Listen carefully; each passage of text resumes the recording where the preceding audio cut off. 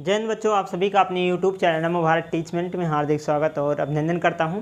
तो बच्चों, हम सब कल के क्लास में जो है प्रश्नावली 1.1 के क्वेश्चन नंबर 1 तक पूरा कवर कर चुके थे। तो आज के इस क्लास में हम सब क्वेश्चन नंबर 2 देखेंगे, है ना। आइए देखिए क्वेश्चन नंबर 2 देखते हैं क्या कह रहा है। कह रहा है कि दर्शाइए कि कोई धनात्मक विषम पूर्णांक 6q + 1, 6q + 3, 6q + 5 के रूप का होता है जहाँ q कोई पूर्णांक है ना। कह रहा है कि इस रूप का कोई धनात्मक पूर्णांक होता है जो इस रूप का बना है 6q + 1, 6q + 3 और 6q + 5 के रूप का होता है, और जहाँ q क्या है, पूर्णांक है ना, कोई पूर्णांक है। ठीक है, और ये कहा धनात्मक विषम पूर्णांक, ये पूछा। ठीक है, आइए शुरू करते हैं। देखो इसको कैसे सॉल्व करोगे। देखिए इस टाइप के प्रश्न को हम उदाहरण में भी पूरा कर चुके हैं, है ना।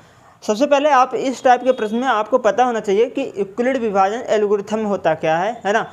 अगर आप ये नहीं जानते हैं तो इसके पिछले वाले क्लास में हम सभी इसका चर्चा बढ़िया से कर चुके हैं। ये प्रमेय क्या होता है इसके बारे में हम डिटेल्स में बता चुके हैं, तो आप वहाँ पर जाकर उसको देख सकते हैं। ठीक है, तो चलिए हम इसको यहाँ पर डायरेक्ट एक बार के लिए लिख दे रहे हैं कि यूक्लिड विभाजन एल्गोरिथम होता क्या है। ठीक है, तो उसमें क्या होता है कि दो आपको पूर्णांक संख्याएं होना चाहिए, वहाँ पर हम यूक्लिड विभाजन एल्गोरिथम का प्रयोग कर सकते हैं। सबसे पहले आप कोई दो पूर्णांक संख्या लेंगे, तो हमने मान लिया कि हमारे पास a तथा b कोई दो पूर्णांक संख्या है। हमने मान लिया कि माना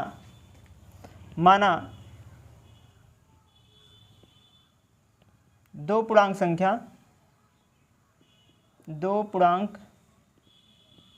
संख्या धनात्मक पूर्णांक बोलेंगे क्योंकि यहाँ पर धनात्मक हमको लेना है। माना कोई दो धनात्मक पूर्णांक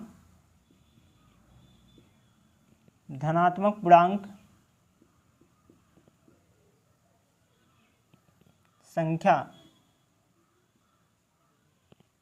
a तथा b है। ठीक है, तो अब हम यहाँ पर एल्गोरिथम का प्रयोग करेंगे। एल्गोरिथम प्रमेय क्या कहता है कि दो धनात्मक पूर्णांक दिए होने पर,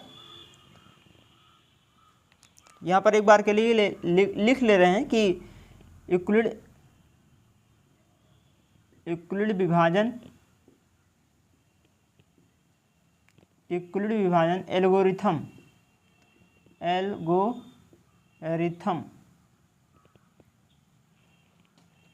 के प्रमेय से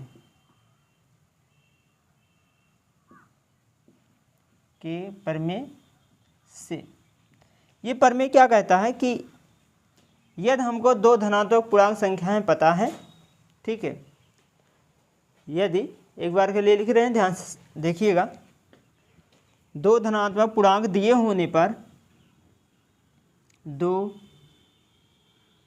धनात्मक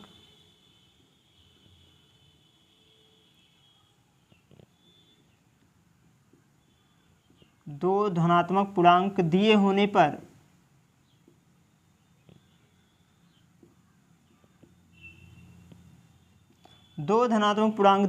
पर ऐसी अद्वितीय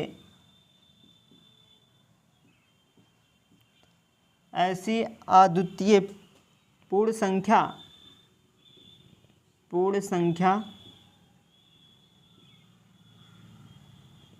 Q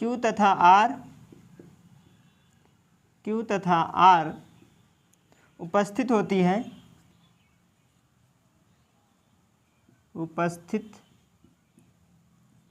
है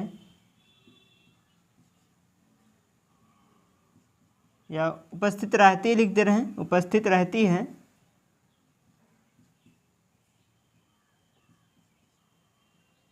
कि a बराबर, जो a है, a बराबर होगा BQ + R के, जहाँ जो R होगा वो बड़ा होगा जी, है ना। जो R होगा वो क्या होगा, बड़ा होगा, और बराबर भी होगा किससे, 0 से, लेकिन ये छोटा होगा किससे, b से हमेशा।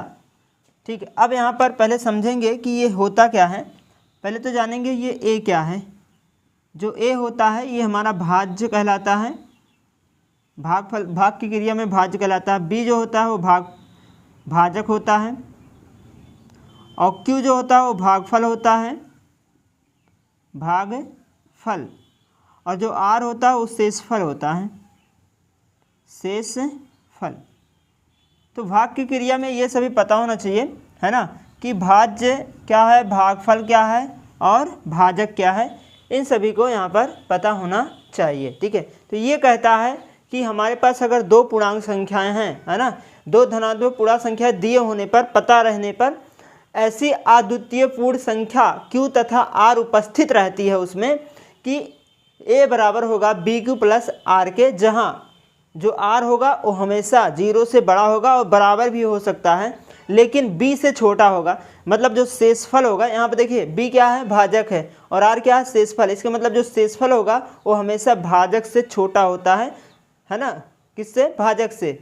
शेषफल हमेशा भाजक से छोटा होता है, शेषफल, ये दिमाग में बैठा लीजिए कि नहीं। कोई भी संख्या हो, अगर हम जैसे मान लीजिए 2 का भाग कर रहे हैं, मान लीजिए अगर हम भाग कर रहे हैं 17 में, ठीक है, ये अगर इसका भाग करें तो 2 8 16, 8 बार जाएगा, तो यहाँ पर शेषफल कितना आ गया, 1 आ गया। यानी कि शेषफल हमेशा छोटा है, किससे, भाजक से। हर एक भाग की क्रिया में हमेशा शेषफल छोटा आता है, किससे छोटा आता है, भाजक से। बराबर भी नहीं आएगा, हमेशा छोटा ही आता है। ठीक है, हमेशा क्या आएगा, छोटा आएगा, या फिर आप 0 के बराबर भी देख सकते हैं, 0 के बराबर भी हो सकता है। ठीक है, हमेशा ये क्रिया होगा। तो चलिए, ये हो गया आपका यूक्लिड विभाजन एल्गोरिथम का प्रमेय। क्या कहता है, अगर दो पूर्णांक संख्याएं प्राप्त होती हैं तो उसमें a बराबर बी क्यू प्लस आर होता है, जहां r जो है शेषफल होगा, 0 से बराबर होगा, और वहां पर b से क्या होता है, छोटा होता है। ठीक है, इस प्रकार से हमने यहाँ पर यूक्लिड विभाजन एल्गोरिथम के बारे में बता दिया। तो आपको हमेशा याद रहना चाहिए यूक्लिड विभाजन एल्गोरिथम होता क्या। ठीक है, अब इसी क्रिया पे हम यहाँ पर अप्लाई करेंगे। पहले देखेंगे यहाँ पर a तो हमारे पास एक पूर्णांक संख्या है, लेकिन हम b यहाँ से ढूंढ सकते हैं। देखो b क्या है, अब ध्यान से देखिएगा थोड़ा से।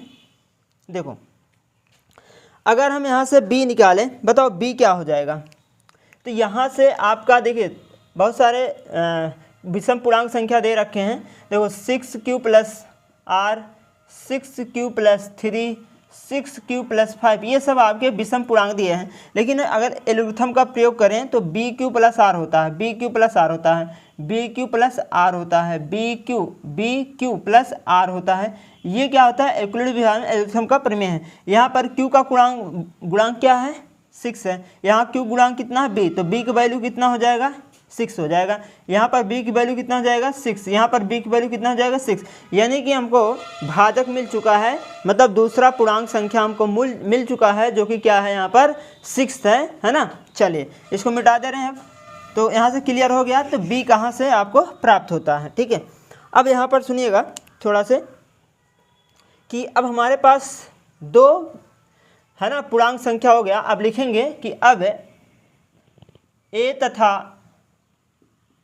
तथा b बराबर 6। b कहाँ से मिला, आपको क्लियर हो गया होगा यहाँ से तुलना कराने पर, है ना, b कहाँ से प्राप्त हुआ है। ठीक है, अब a तथा b बराबर 6 में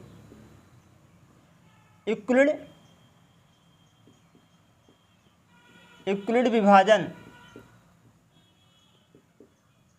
एल्गोरिथम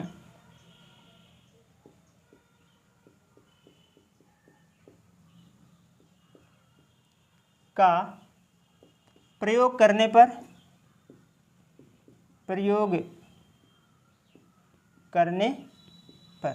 अच्छा, जब इसका हम प्रयोग करेंगे तो यही तो है यूक्लिड विभाजन एल्गोरिथम। तो a हमारा a ही है, तो a बराबर क्या लिख सकते हैं, b के स्थान पे क्या लिखेंगे, 6। तो 6q प्लस आर हो जाएगा, और जहाँ हमारा वो 0 से क्या होगा, बड़ा होगा, बराबर होगा r, लेकिन b तक, कहाँ तक, b तक, और b हमारे पे क्या है, 6 है, तो यानी कि यहाँ पर हम क्या लिख दें, 6 लिख दें।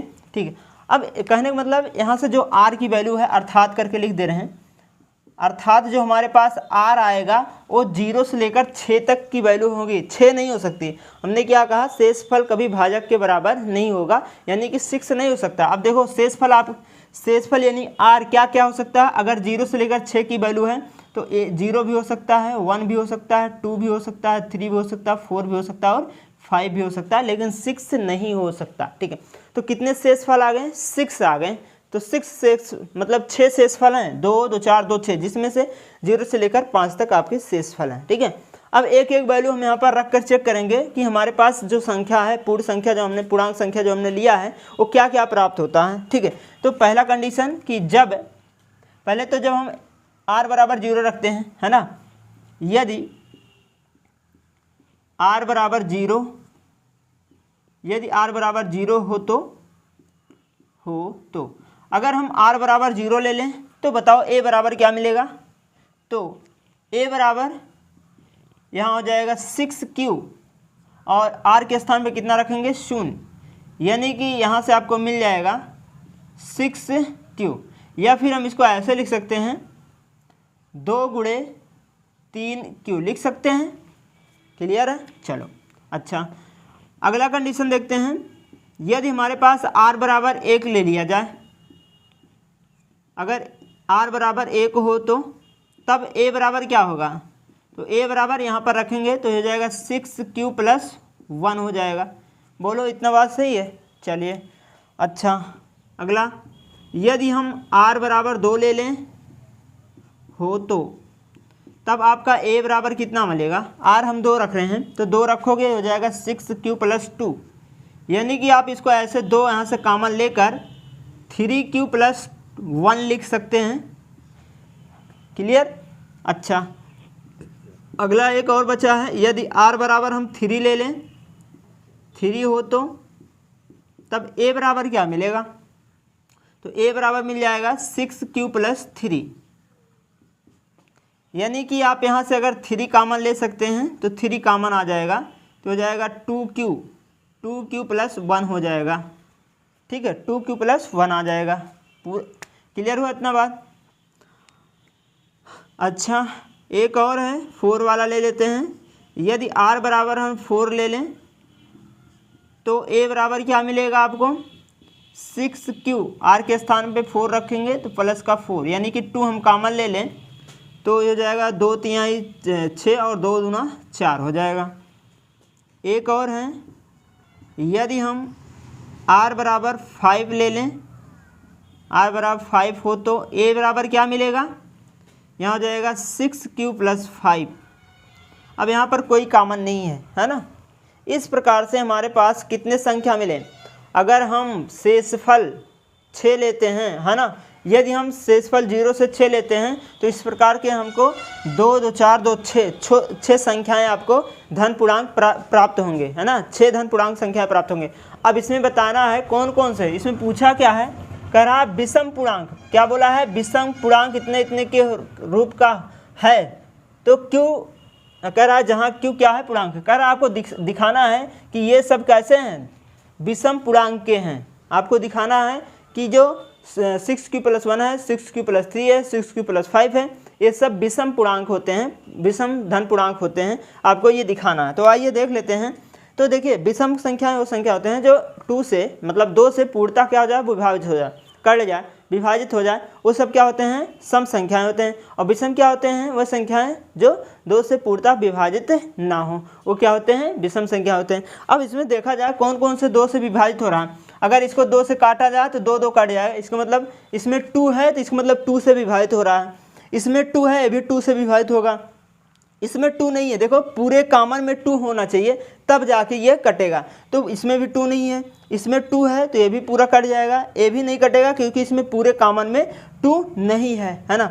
अब यहाँ पर 2 है, यहाँ पर नहीं है, इसका मतलब जो संख्याएं 2 से विभाजित हो रही हैं वो सम पूर्णांक संख्याएं हैं, और जो नहीं हो रही हैं 2 से विभाजित वो विषम पूर्णांक संख्याएं हैं। तो यहाँ पर लिखेंगे कि कौन कौन संख्याएं, तो यहाँ से विषम वाला बताना है तो विषम वाला लिखेंगे तो 6q + 1, 6q + 1 कामा, और आगे देखा जाए तो ये वाला इसका गुणा करा ले रहे हैं 6q + 3, और ये वाला है ना, ये तो आपका सम है, और ये वाला इसके मतलब 6q + 5 है ना। ये सभी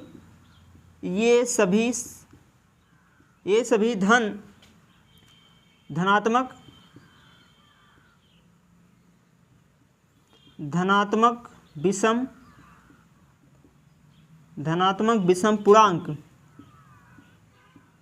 पूर्णांक संख्याएं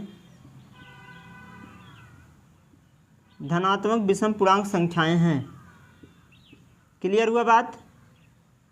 ठीक, इस प्रकार से हम यहाँ पर चेक कर सकते हैं कि हमारे पास कौन सा धन पूर्णांक संख्या है, कौन सा विषम पूर्णांक संख्या है ना। कहने का मतलब ये है कि अगर 2 × 7 लिखा है तो कहने का मतलब ये 2 से पूरा कट रहा है तो आएगा कितना 7। इसका मतलब ये 7 दूनी 14, 14 क्या है आपका सम पूर्णांक संख्या है, मतलब सम में मल्टीपल होना चाहिए 2, इसलिए तभी वो जाके सम बनेगा, नहीं तो विषम बन जाएगा। तो इसमें देखो पूरा 2 मल्टीपल था, यहाँ पर पूरे में 2 मल्टीपल नहीं है, यहाँ पूरे में 2 मल्टीपल है, यहाँ पर 3 मल्टीपल है, इसलिए विषम हो गया, ये भी विषम हो गया और ये भी विषम हो गया। तो इस प्रकार से हम चेक करेंगे कौन सा विषम है, कौन सा सम है। क्लियर बात इतना? तो ये था आपका प्रश्न संख्या 2। तो चलिए अगला हम सब प्रश्न देखते हैं, प्रश्न संख्या 3 क्या कह रहा है। तो अगला प्रश्न है बच्चों प्रश्न संख्या 3। इसमें कह रहा है कि किसी परेड में 616 सदस्यों वाले एक सेना की टुकड़ी को 32 स्तंभों, है ना, 32 सदस्यों वाले एक सेना बैंड के पीछे मार्च करना है ना। कह रहा है कि दोनों समूहों को समान स्तंभ वाले, समान संख्या वाले स्तंभों में मार्च करना है। उन स्तंभों की अधिकतम संख्या क्या है जिसमें वो मार्च कर सकते हैं। ठीक है, कहने का मतलब कुछ सदस्य 616 सदस्य हैं और सदस्यों वाले एक सेना की टुकड़ी को 32 सदस्यों वाले एक सेना की टुकड़ी के पीछे बांड करना है ना। एक ये देखिए 616 सदस्य हैं और 32 सदस्य हैं, है ना। इनको जो है इनके पीछे बांड करना, मतलब क्या करना है, बैंड करना है, यानी कि मार्च करना है ना, परेड करना जिसे हम कहते हैं। अब ऐसा कैसा समूह, कितना समूह बनाया जाए जिसमें ये सभी एक एक लाइन से हम ना क्या कर रहा है, इसमें समूहों को समान संख्या वाले स्तंभों में मार्च करा जाए, मतलब इनका जो समूह बने वो समान बने और ये 32 के पीछे लग सकते हैं। इस प्रकार का समूह बनाना है। ठीक है, लाइन बनाना है ऐसा बोल दें। ठीक है, स्तंभ बनाना है, लाइन बनाना है। तो इस टाइप के प्रश्न में हमेशा क्या करना है, HCF ही निकालना है, यानी मासापा निकालना है। ठीक है, तो आइए शुरू करते हैं। तो मासापा कैसे निकालते हैं ये सभी आप सब जान चुके हैं, क्योंकि इसके पीछे वाले क्लास में हम सब बता चुके हैं कि इसका मासापा कैसे निकाला जाएगा। तो हमारे पास 2 संख्या है ना। तो 2 संख्या है, 616 है और 32 है ना। तो सदस्य 2 सदस्य हैं, है ना। तो परेड में 616 सदस्य और 32 सदस्य हैं।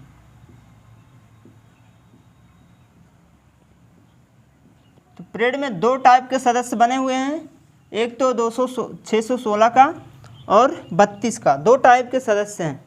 अब इनका हम HCF निकालेंगे। तो HCF निकालने का तरीका आपको पता ही होगा। लिखेंगे दिए गए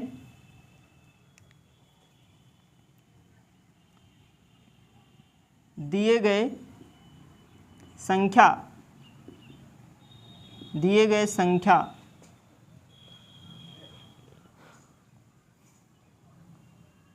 616 और 332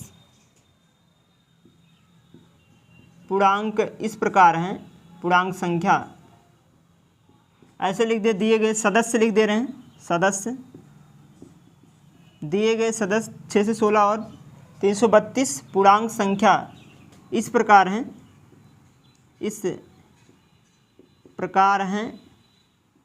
प्रकार हैं कि 616 बड़ा है 32 से। पहले तो कंडीशन आपको यही देखना है कि कौन बड़ा है कौन छोटा है, क्योंकि हमेशा छोटे वाले से भाग दिया जाता है बड़े वाले में। ठीक है, हमेशा जो है भाज्य बड़ा होता है, भाजक छोटा होता है। भाग की क्रिया में ये हमेशा होता है कि भाज्य बड़ा होना चाहिए, भाजक क्या होना चाहिए, छोटा होना चाहिए। तो जो छोटा होगा वो क्या होगा, भाजक होगा। तो यहाँ से क्लियर हो गया ये भाजक है, ये भाज्य है। ठीक है, तो यहाँ से क्लियर हो गया ये आपका क्या है, ये है आपका भाज्य और ये आपका है भाजक। तो ये क्लियर हो गया यहाँ से। अब हम यहाँ पर लिखेंगे, अब 616 तथा 332 में यूक्लिड विभाजन एल्गोरिथम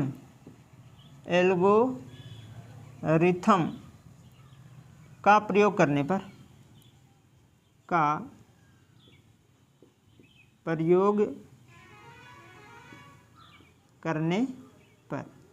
अब हम इसमें यूक्लिड विभाजन एल्गोरिथम का प्रयोग करेंगे। यूक्लिड विभाजन एल्गोरिथम होता क्या है? ये होता है a बराबर बी क्यू प्लस आर, यही तो होता है यूक्लिड विभाजन एल्गोरिथम। तो हम यहाँ पर क्या करेंगे, इसका भाग कराएंगे।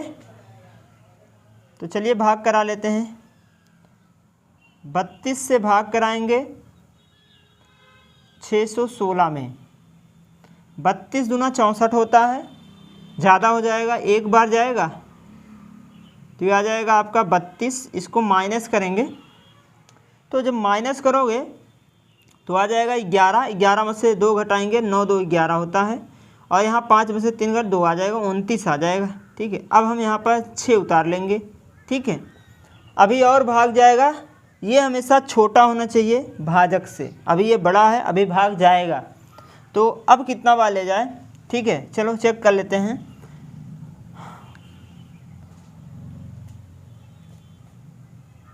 अगर 10 बार ले गए तो 320 हो जाएगा, इसका मतलब ये छोटा हो जाएगा, है ना। तो 9 बार ले जाएं, 9 बार ले जा रहे हैं। 9 दूनी 18 का 8 हासिल 1 हो जाएगा, और 9 3 27, 27 1 28 हो जाएगा, यानी कि 288 आ जाएगा। अब इसको हम माइनस कर लेंगे दोबारा, ठीक हो जाएगा। घटाओगे तो 16 में से 8 गया, 8 आ गया, यहाँ बचा 8, 8 में से 8 गया 0, यानी कि आपका कितना आ गया? 8 आ गया, है ना। ये आपका 8 आ गया। अब यहाँ पर शेषफल जो आया है वो क्या है? भाजक से छोटा है। अब यह शेषफल अभी 0 नहीं आ पाया है, ये दोनों क्या हो गए? आपस में कट गए हैं, घट गए हैं, 0 आ गए। तो शेषफल क्या बचा? आपका 8 बचा, यानी कि ए क्या है? भाज्य है। भाज्य कितना है? 616 बराबर बी क्या है? भाजक है, जो कि क्या है? 32 है, गुणे। अब यहाँ पर अगर देखा जाए क्यू क्या आया है? क्यू आपका जो आया है वो भागफल होता है, जो कि 19 आया है, प्लस शेषफल कितना आया है? 8 आया है। अगर इनको हम यहाँ पर क्लियर करें तो ये आपका इसके बराबर है। ठीक है, यहाँ पर अभी भी शेषफल 0 नहीं आया है, कहने का मतलब इसका मासापा अभी नहीं निकल पाएगा। जब तक शेषफल 0 नहीं आएगा तब तक हम मासापा इसका ज्ञात नहीं कर सकते हैं। ठीक है, अब यहाँ पर कारण लिखेंगे आगे। अगला कारण यही लिखेंगे कि क्योंकि जो Q है आपका, सॉरी जो R है नॉट इक्वल टू 0, शेषफल 0 नहीं आया है, तो यहाँ लिखेंगे क्योंकि शेषफल R नॉट इक्वल टू 0, 0 के बराबर नहीं है। अब भाजक है 32 तथा शेषफल कितना है? 8, है ना। भाजक 32 तथा शेषफल 8 में 32 बड़ा है। किससे बड़ा है? 32 बड़ा है 8 से। 32 बड़ा है 8 से, अतः 32 तथा 8 में यूक्लिड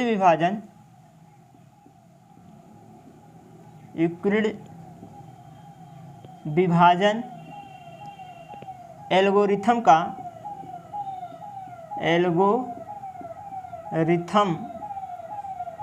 प्रयोग करने पर अब हम यहाँ पर पुनः यूक्लिड एल्गोरिथम का प्रयोग करेंगे। अब फिर दोबारा भाग करेंगे। भाग की क्रिया आपको पता होगा कि 8 से हम भाग करेंगे, किस में करेंगे? 32 में। ठीक है, जो 8 का हम 32 में भाग करेंगे तो कितना बार जाएगा? एक बार देखेंगे अगर, तो कुल मिलाकर 8 चौक 32 होता है, 8 चौक 32। तो ये पूरा क्या हो गया? विभाजित हो गया। शेषफल कितना आ गया? 0 आ गया। तो यहाँ से जो 32 मिला है वो बराबर है 8 गुणे 4 और प्लस 0 के। अब शेषफल आपका शून्य आ गया और शेषफल शून्य करने वाला भाजक कौन है, वो 8 है, जो कि इसको शून्य बना रहा है, इसलिए इसका मासापा कितना हो जाएगा, 8 हो जाएगा। ठीक है, तो अब यहाँ पर लिखेंगे कि 8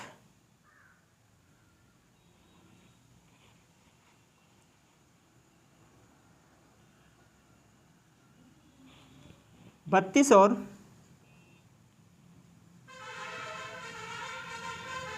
16 को 616 को पूर्णतः विभाजित करता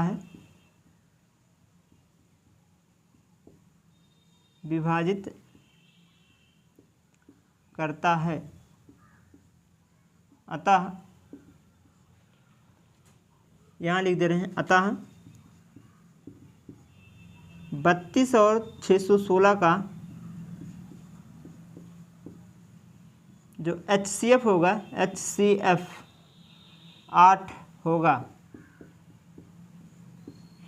तो पूछा क्या है, कह रहा है कि उन स्तंभों की संख्या, अधिकतम संख्या क्या है जिससे वे मार्च कर सकते हैं। तो अधिकतम संख्या, मार्च करने के लिए अधिकतम संख्या लिखेंगे, सेना को मार्च करने के लिए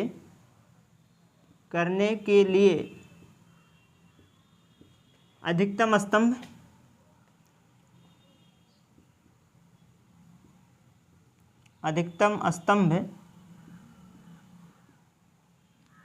है ना, अधिकतम स्तंभ 8 बना सकते हैं,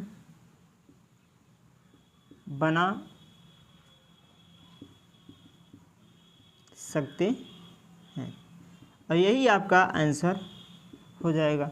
ठीक है, क्लियर हुआ। इस प्रकार से हम क्या करेंगे, इक्वलिटी विभाजन एल्गोरिथम का प्रयोग करके हम इसका जो है मासापा निकाल लेंगे, और जो मासापा हमारे पास आएगा वही क्या हो जाएगा, इसका मतलब प्रेड करने के लिए कितने स्तंभ बनेंगे, वही हमारे स्तंभों की संख्या प्राप्त हो जाएगी। ठीक है, इस प्रकार से। तो ये था आपका क्वेश्चन नंबर 3 बच्चों। तो चलिए आज की क्लास बस यहीं तक स्टॉप लेते हैं, और हम सब अगले क्लास में जो है क्वेश्चन नंबर इसका 4 है, जो बचा हुआ है अभी 4 और 5, उनको शुरू करेंगे, है ना। क्लास अच्छा लगा एक बार लाइक, सब्सक्राइब और शेयर जरूर करिएगा। तो जय हिंद बच्चों, धन्यवाद।